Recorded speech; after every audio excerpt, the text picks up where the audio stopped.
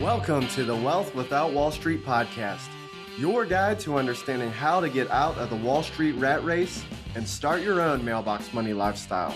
Now, don't let these handsome Southern draws fool you. These financial minds are teaching our country to enhance savings, increase cash flow, and create passive income, all without the help of Wall Street. Are you ready to break through? Now here are your hosts, Russ Morgan and Joey Murray. Welcome. This is the Wealth Without Wall Street podcast. Your host, Joey, the Italian Stallion Murray, joined as always by Russ, the idea guy, Morgan. Russ, what was your biggest unknown takeaway from our trip to Austin last week? You mean other than the fact that you sleep with a sound machine on? Dude, that wasn't unknown. You knew that beforehand. I have not. I mean, the last time I had a sound machine is when we had a 2-year-old. Well, you slept like a baby. That's all I'm saying. Like, don't shame the sound machine. Yeah, I slept like a baby. I woke up crying every single 2 to 3 hours. Like, would you turn off that airplane, please? Dude, downtown Austin would have kept you up, and you should be grateful right now.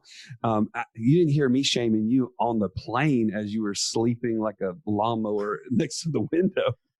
Yeah, the fact that I didn't know that you put that on Facebook, that's wrong, bro. Yeah, well, that's why you love me. All right, well, there's some things that you're going to learn on this episode with Joe McCall.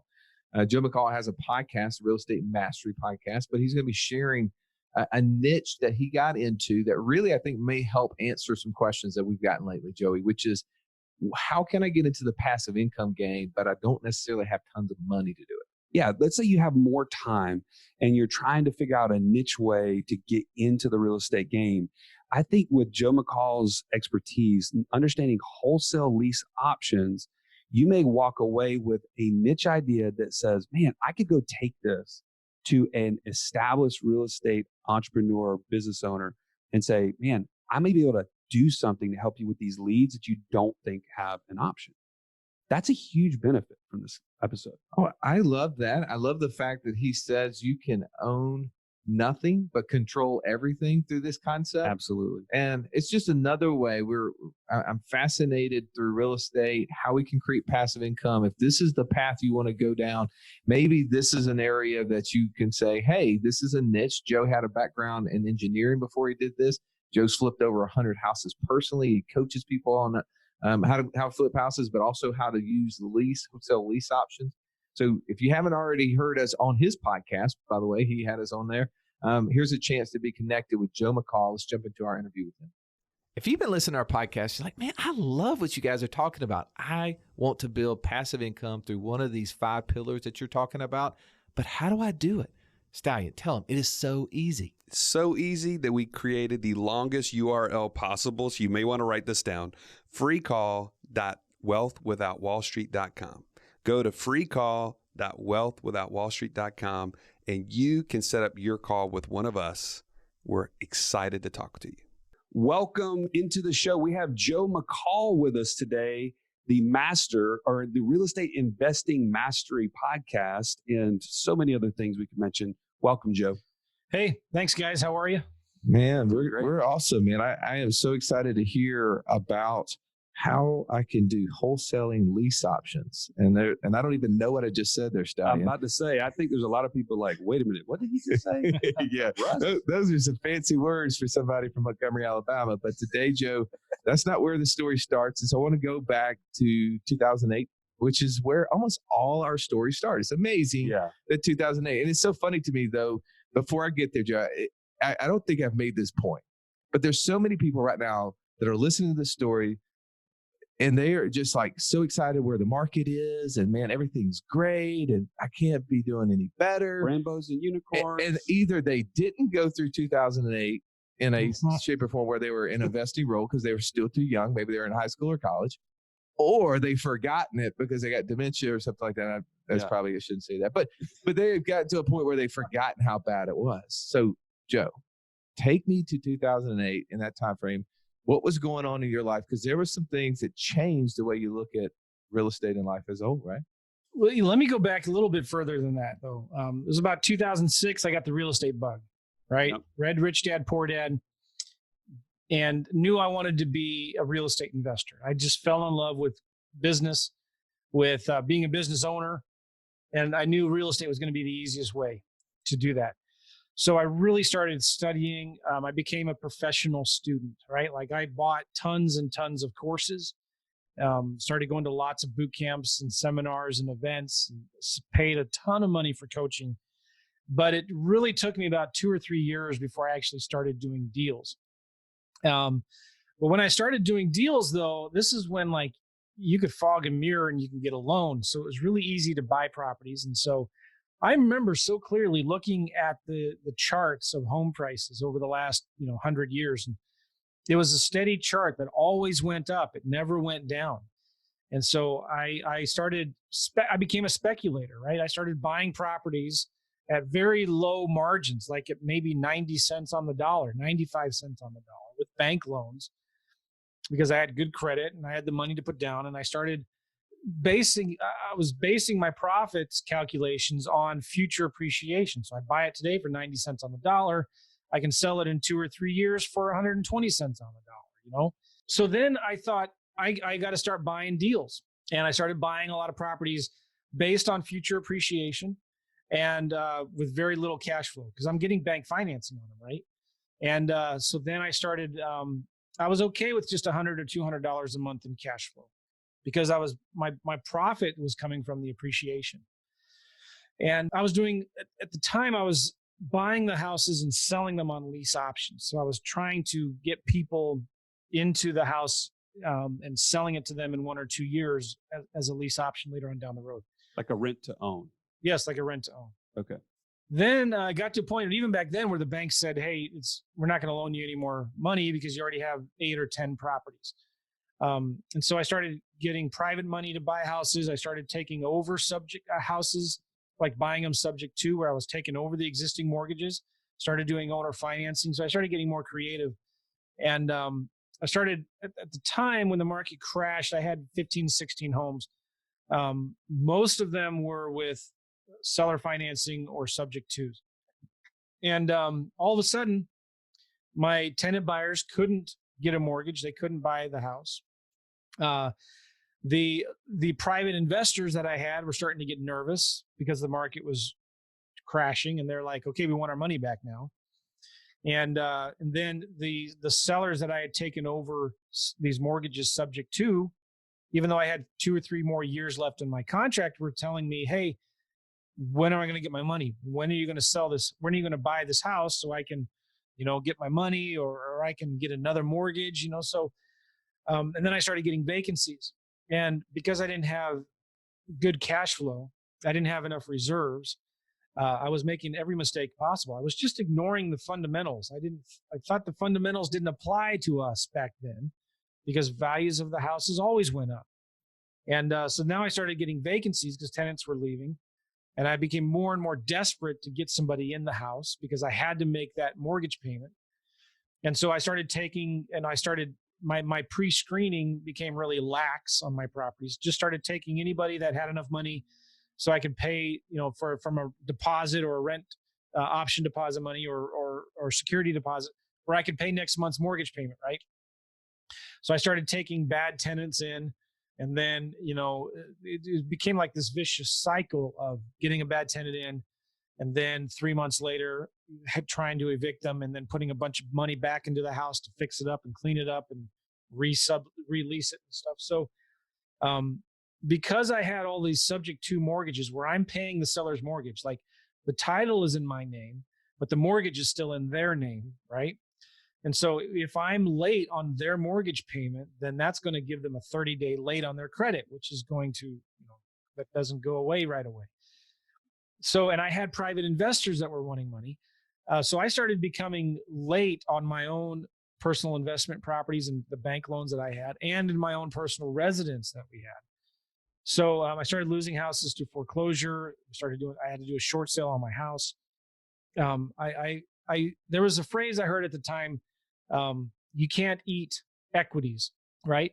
And I thought I had a lot of equity, but equity doesn't pay the bills. In some of my properties I did have, I started getting smarter and I started buying them at, instead of 90, 95 cents on the dollar, I started buying them at 80 cents on the dollar, which is still not that great, but I still had a little bit of equity in these things, but equity didn't pay the bills. And having $100 or $200 a month in cash flow didn't pay the bills either, because one vacancy on one of my 16 homes or so would wipe out all of that month's, the last 3 months of reserves that I would have had from the cash flow on those properties. So anyway, I had a serious cash flow problem, and I knew I needed to figure something else out. And I remember I wanted to be a full-time real estate investor. And my wife was getting frustrated with me that I was spending so much money on education, and we're losing these houses, and my credit's shot, and we're losing our own house to a short sale. So I just said, you know what? I'm going to buy one more course. I'm going to buy one more course. I'm going to do what this guy says to do. And I'm not going to change anything. And it was a wholesaling course. And I didn't like his postcards. I didn't like the way he made offers to sellers. I thought it was immature. I looked down on wholesalers at the time. I thought wholesalers were just like get rich quick scams. I didn't think it was a real way to build a business. We were talking about this earlier. There's, if you're going to make $10,000 a month buying a bunch of rental properties, you need to have like 30, 40, 50 rental properties, maybe, depending on how much leverage you have, to get 10 grand a month. Or you could just wholesale 1 or 2 deals a month and you get 10 grand a month, right? Right. So I said, I'm going to do what this guy says. I didn't like his postcards. I didn't like his scripts. I didn't like his contracts. But I said, I'm not going to change anything. I'm just going to do what he says to do. And this was the first time of all the courses that I had bought that I said, all right, I'm just going to do what he says. And my first deal, I made 12 grand. It was a wholesaling deal where it was way out in the sticks. The lady, she practically begged me to make an offer on her house. It was a 3-family in way out in this country town of maybe a couple thousand people. Couldn't find any comps. I didn't have any buyers who were looking for deals out there. And I was just like, no, I told her no. And she said, please just make an offer. She literally begged me. I said, okay. It was listed. She had it. It was expired. It was listed the year before for like 140. And I just pulled a number out of, you know what? And I said, I'll give you 50 for it. And she said, okay. Then I was freaking out. I was like, and she was elderly. And so I said, well, do you have a son or somebody with you? Like I can meet you to get the contract signed. Because I wanted her son there with me while I was signing the contract, so I wouldn't be accused of taking advantage of an old lady. So her son showed up, and I spent hours and hours writing every contingency I could think of on the contract. They probably contradicted each other out, but I put all of this sweat and work into this contract, gave it to her. She didn't even read it, signed it. The son says, yeah, whatever, dude. And so I had this contract now for $50,000, and I went back to this guy's course, and he says, all right, put a sign in the yard. And I think I did a flat fee listing as well. So I stuck a sign in the yard, got flooded with calls, sold it like the next day to a guy who had cash. We closed through a title company, so it was maybe a week or two later. And he paid me, I sold it for $65,000. So after all my costs and stuff, I made about 13 grand on it. And just like that, it worked. I could not believe it. These low-life wholesalers that I'd always looked down on as not being real investors, all of a sudden I'm making 12 grand.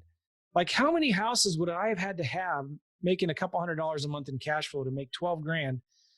And so I got hooked on wholesaling, and I started doing a lot of direct mail. This was 2008. And I dug myself into this huge hole, right? And I'm trying to dig myself out of it. And so I started just wholesaling. Fast forward, 6 to 12 months, I'm getting tired of throwing away all of these leads that don't have any equity. And I thought, why can't I do something with these leads that don't have any equity? So I started doing lease options on those. And so like I hope I'm answering the question here. I'm getting there. You said your introductions are long. My answers are long. So, but like I wanted to do something with these leads I was throwing away that didn't have any equity. And I thought, well, what if I did lease options on those? And I said, well, what if I wholesale the lease option? So like with a regular wholesaling deal, you get a property at a discount, 60, 70 cents on the dollar, and you sell that contract to an investor, a rehabber, a landlord, somebody that's going to take over that and buy the deal. So you're a middleman, kind of like you get a property at a discount, you either double close or you assign the contract to an investor. With a wholesaling lease option deal, I get it under contract, not much equity at all, as a lease option. And then I sell that lease option contract to a tenant buyer, and then I'm done and out of the deal. So instead of selling that contract to an investor, I'm selling it to a tenant buyer. And that's when I started wholesaling lease options. That was 2009. And within about 3 months of doing that, I was making more money doing that part-time than I was in my full-time job. And so that's when I quit, and haven't looked back. That was 10 or 11 or 12 years ago. So what were you doing full time while you were trying to build the side hustle in real estate? Civil engineer. I was working as a scheduler for a large electrical contractor on a power plant. And I had an engineering degree. I was making good money, like 75, 80 grand a year. And when I quit my job, this is when the market was falling, and it was free falling. Everybody was panicking. But I knew I cracked the code, and I knew I could make money doing lease option deals and wholesaling them. And so I just started doing a lot of that. And then I started doing deals, not just in St. Louis, but then in different markets all around the country. Okay. So before we jump into that, you alluded to this, but I don't want to miss this. In the middle of this free fall in the market, it sounded like layer upon layer upon layer of stress that's just added to you, right? The market has kind of done this, but you also, you said it yourself, I was betting on the come, right? I was looking at that chart and it was going up and to the right forever and ever. I can't lose. Yeah. But without the margin and with buying with such little cash flow, those things just, disappeared overnight. Explain again, you're in the middle of that situation where it's all in a free fall. And you said, my wife was mad about this or that. Walk us through those emotions and then what that kind of did to change the projection of your life. Well, I was honestly embarrassed. Like, I was humiliated and embarrassed that, these tens of thousands of dollars that I'd spending on education. It took me 3 years before I finally took any action with it. And then I was buying all these properties wrong. I wasn't buying them properly. I have no one to blame but myself. But at the same time, some of these courses that I had talked about, borrowing your profits early. And so that's what I would do sometimes in some of my deals, borrow my profits early. I don't want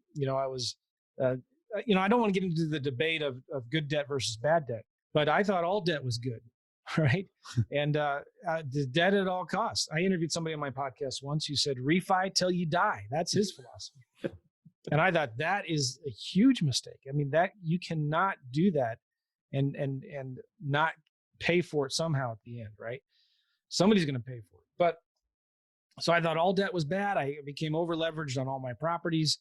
And, when all of a sudden now things go bad, I didn't have enough money in reserves. I didn't have enough cash flow to weather, 1 or 2 months of normal vacancies. I don't think I had abnormal vacancies, right? I just was in a position where, like, oh crap, I don't have any money. I have 3 houses that are vacant. Whose mortgage payment do I pay? My own or these sellers? Do I pay my mortgage or do I pay my private investors who gave me their hard-earned money and trusted me with their money?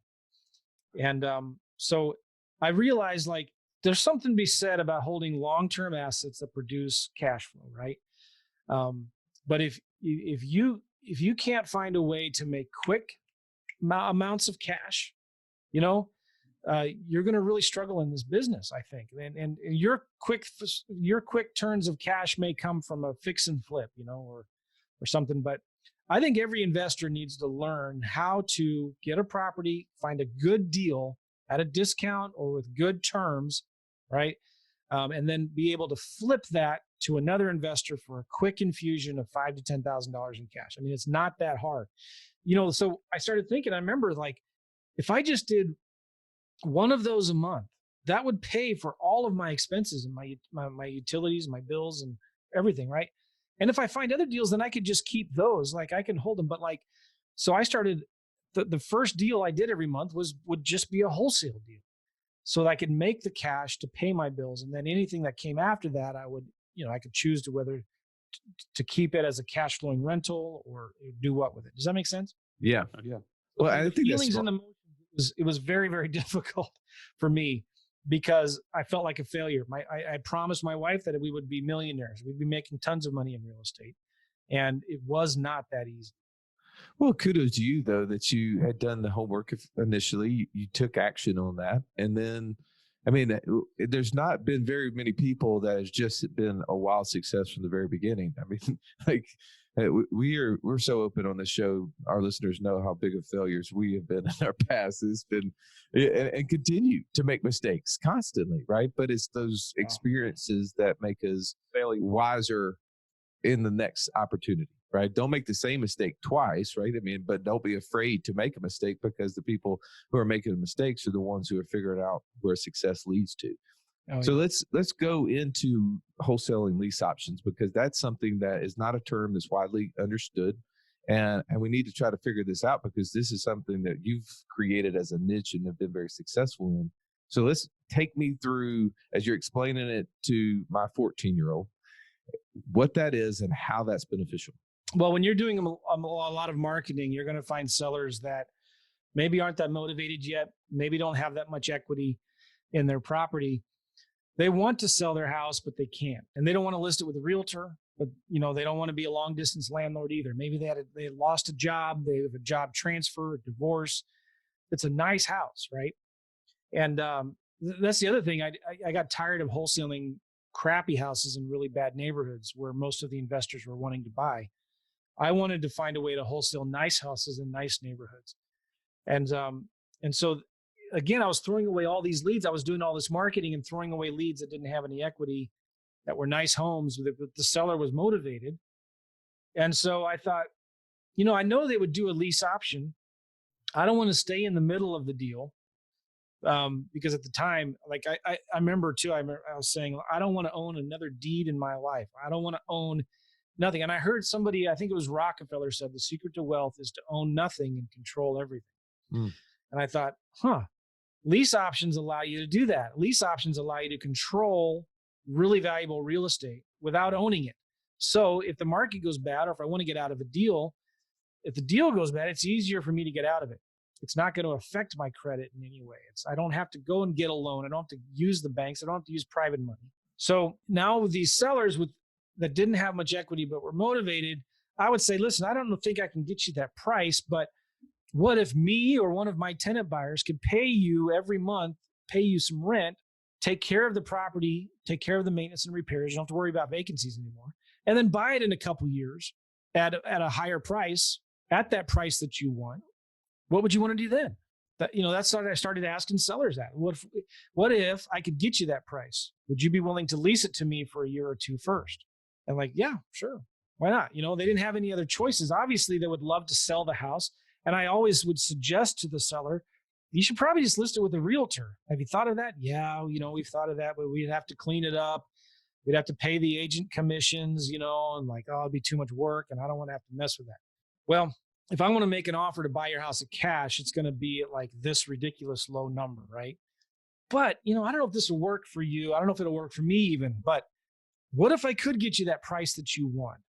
Would you be willing to maybe owner finance it or do a lease purchase or something like that? That probably wouldn't work for you, would it? And they're like, maybe. So I'm giving them options. Right. And if the seller says, yeah, I'd lease it for a year or two and then sell it to you. Then I go into, making a couple different offers. I might make them an offer where there is some cash flow and I'm going to stay in the middle. And there's a little bit of equity. But if they still don't have, if they say no to that, or if they still don't have enough equity, then I do a wholesaling lease option deal where I say, all right, listen, this is what I'm going to do. I'm going to give you a contract to lease option your property. I'm going to be the tenant buyer. And I have the right in this contract to assign my interest to somebody else. All right. Now you get the final approval, and I'm not going to tie up the property. So if you sell it or lease it before I do, you can cancel my contract and you don't owe me anything. But I'm going to turn around and try to find somebody that has a realistic chance of getting a mortgage in 1 or 2 years. And I'm going to sell my contract to them. Now you get to sign all the assignment paperwork, so you get the final approval. And they say, well, how are you going to make your money? I said, well, I make my money from an assignment fee. I assign or sell my contract to the tenant buyer, and they pay me an assignment fee. It's not a big deal. Somebody's going to be asking about licensing. Can you do this if you're not licensed? The answer is yes. But if it's a concern, then just hire a realtor to market the home for you, right? And so that's what I do. It's simple. Okay, so I feel like I understood what you said, but I want you to kind of use numbers along with the story. Okay, so you said that this is a seller that doesn't have a lot of equity. So give me an example of a deal that you're saying, man, I can't really afford to buy this at a cash price at 60% of the value because they don't have that kind of equity. They can't walk away from the deal.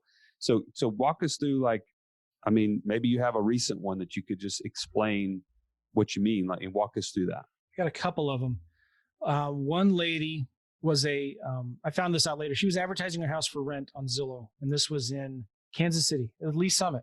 It was worth about $250,000. And so if I'm going to make a cash offer on a $250,000 house, okay, and it needed just cosmetic work, she's been living in it for 7 years, so it's going to need new carpet and paint. So you figure, I'm going to put 15 grand in it for cosmetics, right? So if you take 250,000 using the standard Mayo formula, right? Maximum allowable offer is ARV times 70% minus repairs minus your wholesale fee. So I take 250 times 0.7, it's 175, minus my 15 grand that I'm going to put into it to fix it up. Okay. Minus my $10,000 wholesale fee. I'm going to offer $150,000 on that $250,000 house. If I'm going to make a cash offer. Now, maybe, this is a good market. Maybe I can get away with, 165. I might offer her $165,000, right? That's what I would offer her on a cash deal. But like she owes, I'm trying to remember here. She owed about $230 on this house. So taking $80,000, she can't come up with $80,000 to sell the house. No, if I was gonna buy her house, she'd have to come to closing with money. Yeah. Right. Okay.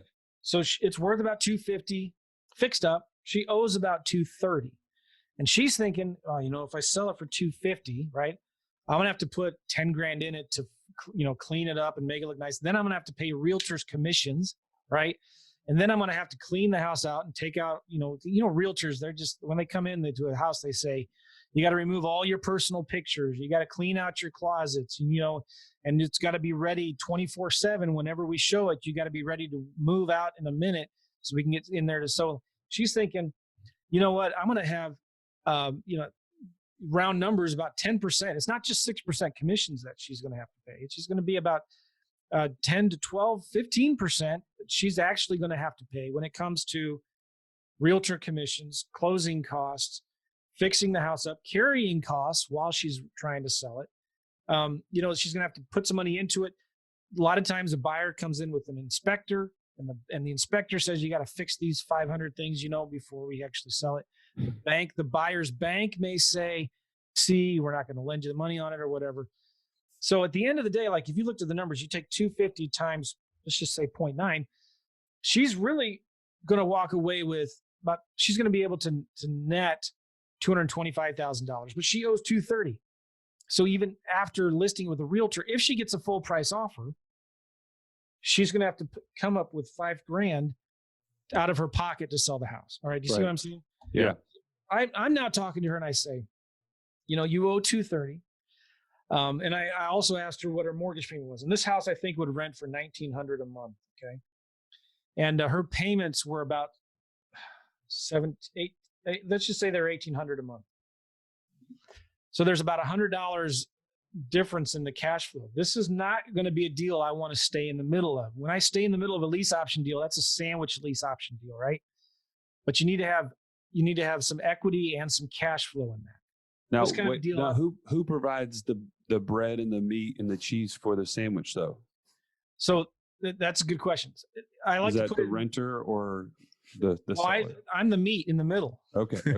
Sandwich lease option deal. I'm just getting hungry. I just want to clarify. Okay. No, go ahead. Sorry. So you've got on a sandwich lease option, when you're staying in the middle, you have an A to B contract and a B to C contract. B is me.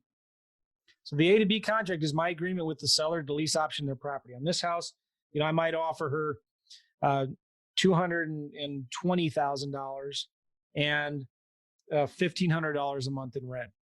Then I'm going to turn around and sell it to a tenant buyer for maybe $260,000 in 2 years and $1,900 a month in rent.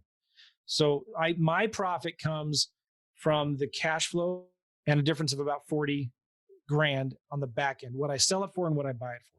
That's when I stay in the middle. But on this particular deal, there's not enough equity for me to stay in the middle.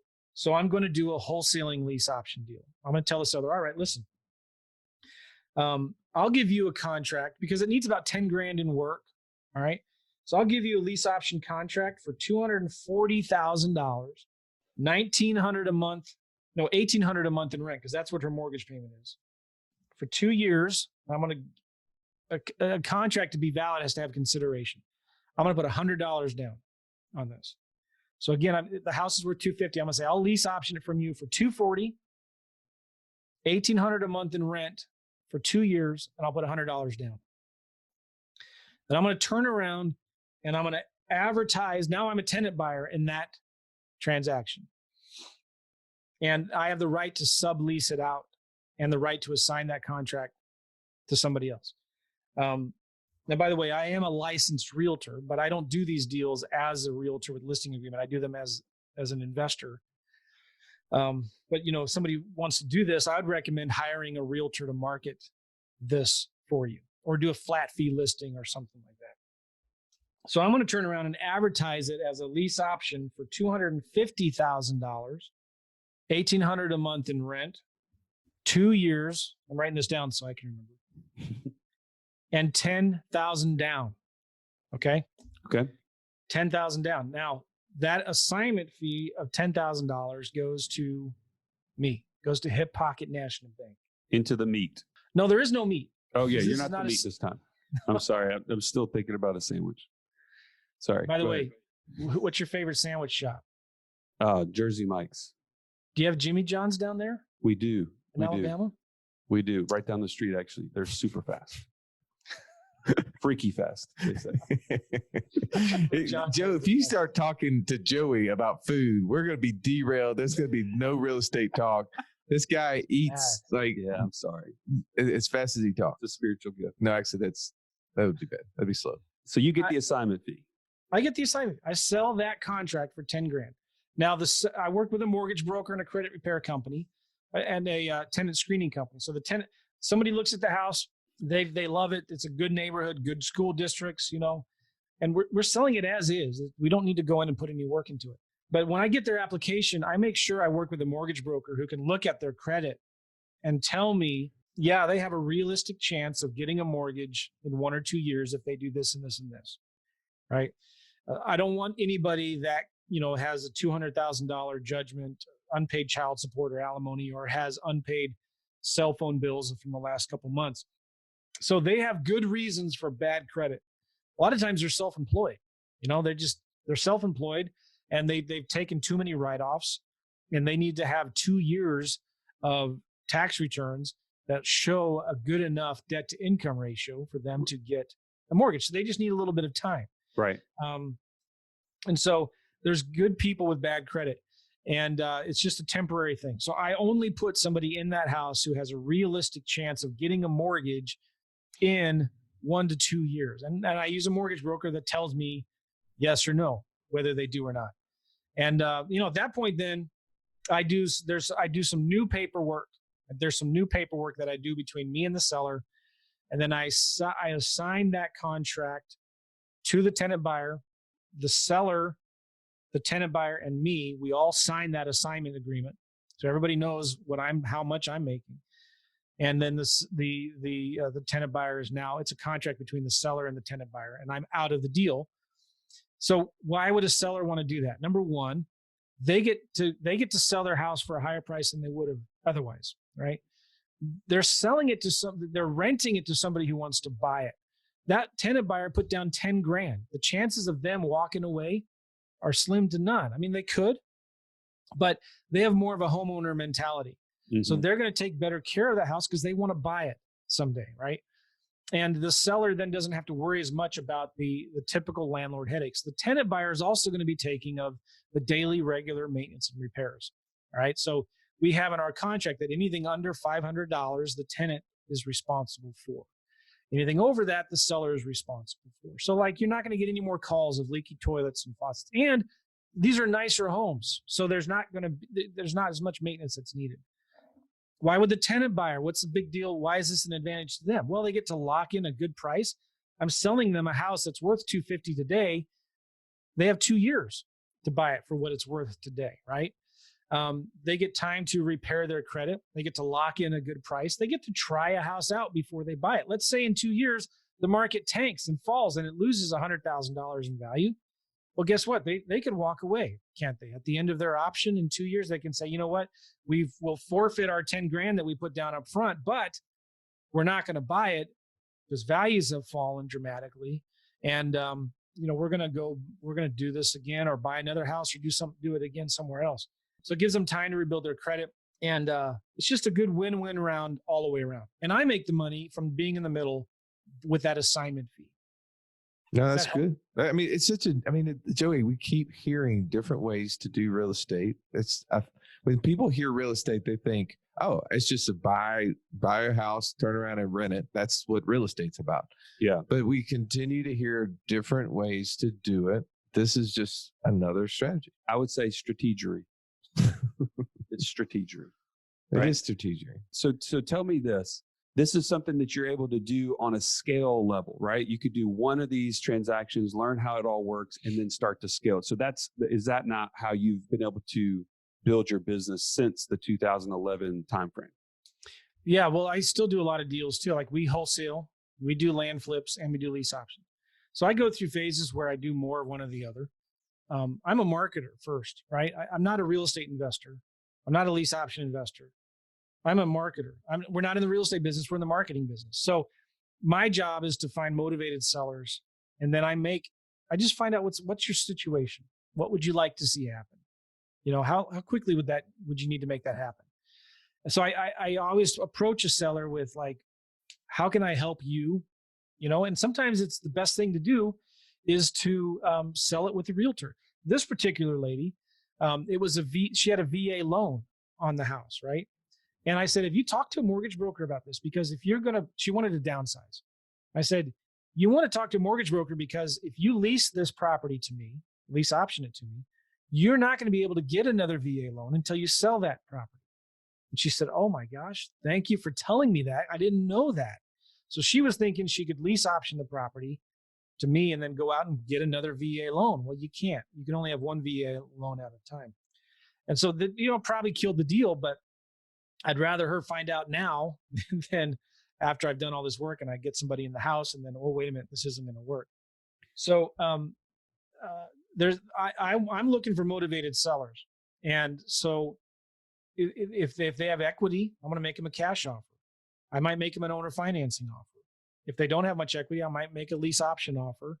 Or I might just, refer the deal to an agent who can list the property for them and get them a higher price because that's really what they need.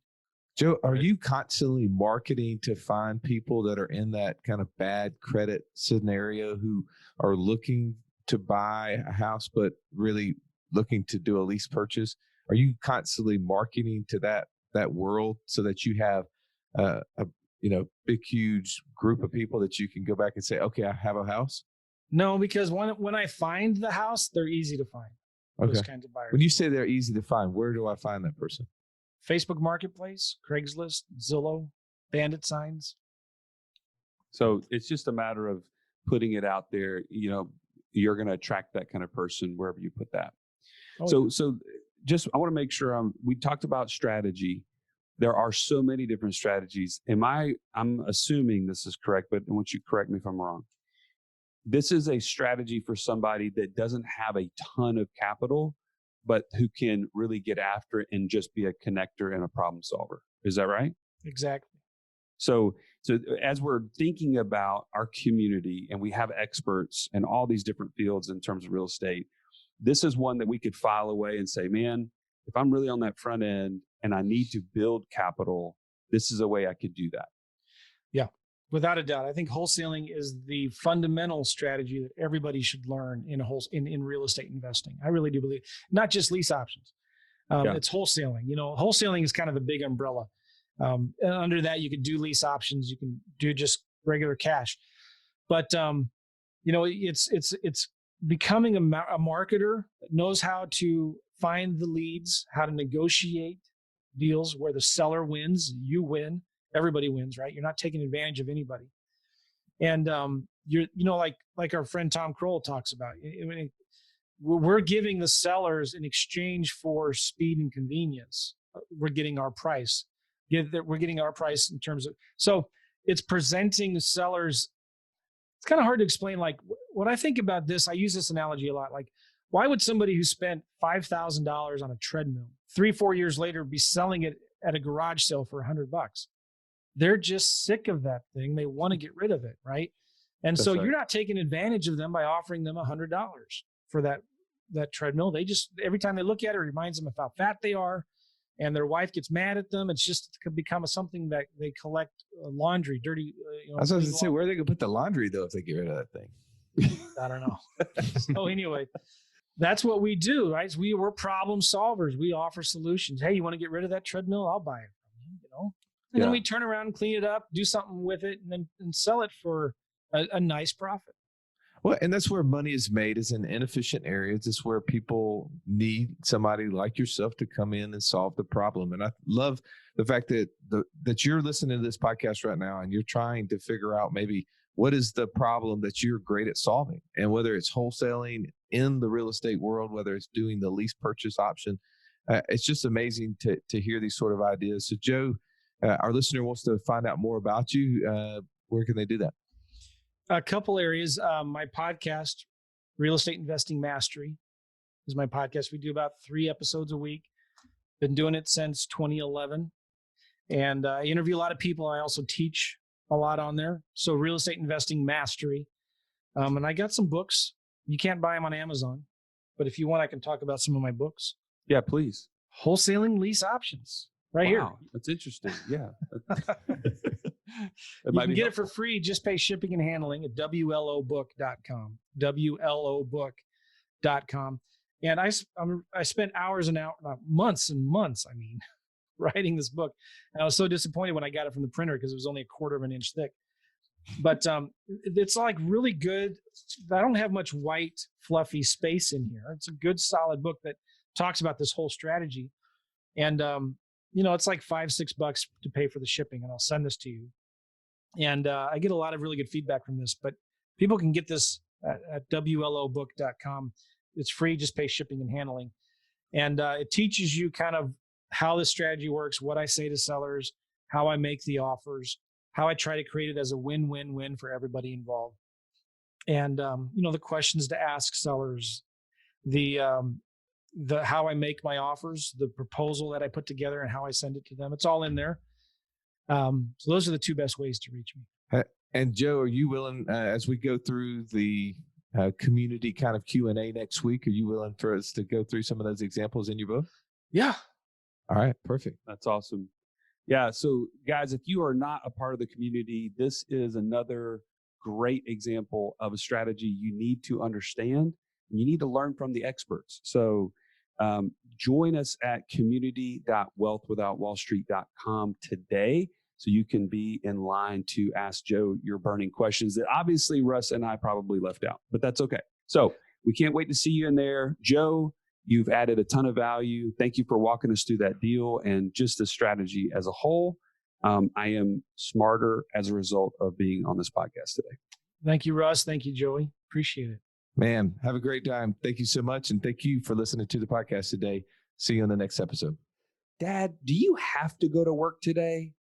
If you're tired of having to answer yes to that question and you're ready to stop trading time for money, join Russ and I on this journey to financial freedom at community.wealthwithoutwallstreet.com.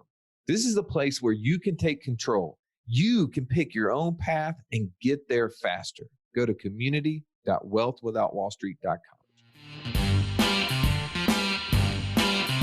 This has been the Wealth Without Wall Street podcast. Don't forget to subscribe to the show to break free of the Wall Street mindset and begin building wealth on your own terms in places you understand so that your wealth will never run dry. See you next episode.